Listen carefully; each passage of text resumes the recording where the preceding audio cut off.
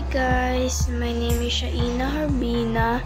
I'm 15 years old. Please watching my vlog. 10 AM, nag-base na po ako ng uniform kasi may pasok po.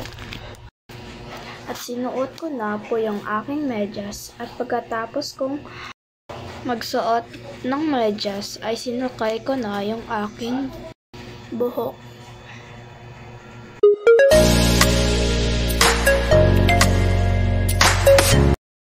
Pagkatapos ko magsuklay ay tinali ko ng aking buhok.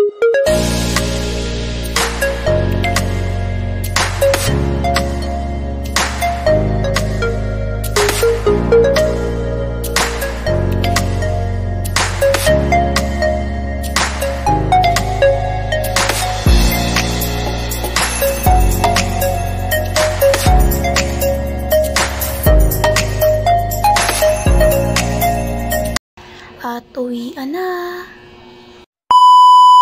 Kinabukasan ay nagsulat ako ng mga notes at pagkatapos ko magsulat ay nag-TikTok muna ako.